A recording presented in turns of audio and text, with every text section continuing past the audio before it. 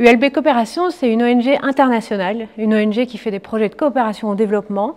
On travaille dans différents pays, dont la RDC. On a deux bureaux principaux en RDC, qui sont un à Goma, un à Kinshasa. On n'est pas encore présent ni actif à Lubumbashi.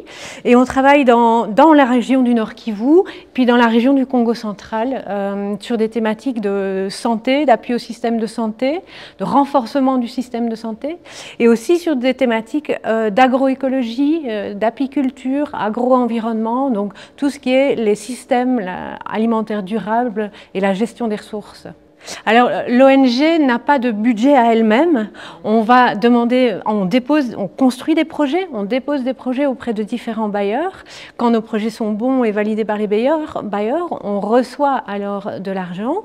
Ces projets, on les co-construit systématiquement avec des personnes de terrain. Et donc, comment faire petit à petit? C'est changer les contacts, aller voir un peu toutes les informations qui sont sur ULB Coopération, sur notre site web ou sur nos réseaux sociaux, pour connaître un peu mieux ce qu'on fait. Et entrer en contact pour dire tiens, je connais une ONG locale qui s'occupe du manioc, je connais une ONG locale qui s'occupe, ou voilà. Donc c'est entrer en contact. En fait, tous nos projets en RDC sont co-construits avec des Congolais.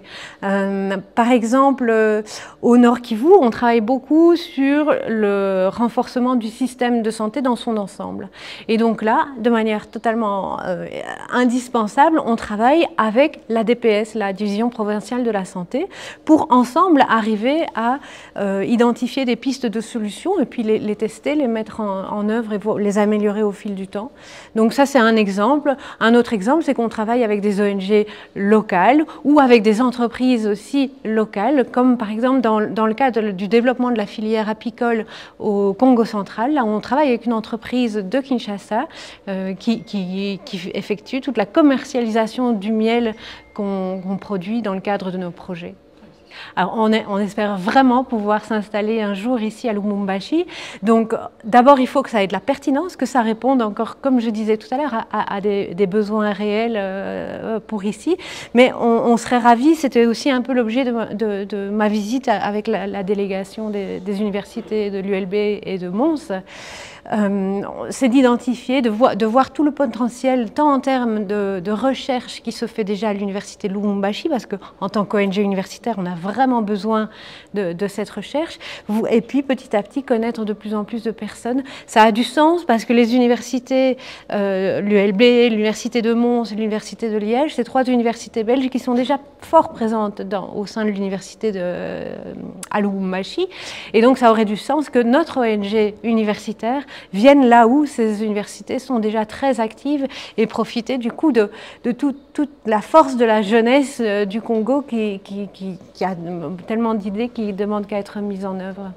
Évidemment, j'ai retenu beaucoup ceux qui sont dans nos domaines d'expertise. Donc, en santé, j'ai vu tous les projets autour de la santé mentale et neuropsychologie qui sont menés ici et où ça cadre totalement avec notre future thématique de santé planétaire ou One Health. Donc ça c'était vraiment très très intéressant. J'ai aussi discuté longuement avec les personnes qui travaillent, j'ai oublié comment ça s'appelait, cet observatoire de la forêt claire, je pense. Et ça, c'était vraiment extraordinaire aussi parce que totalement en phase par leur approche communautaire de la gestion d'une forêt. C'est exactement ce qu'on met en œuvre dans d'autres endroits à l'ONG. Donc ça, c'est deux exemples.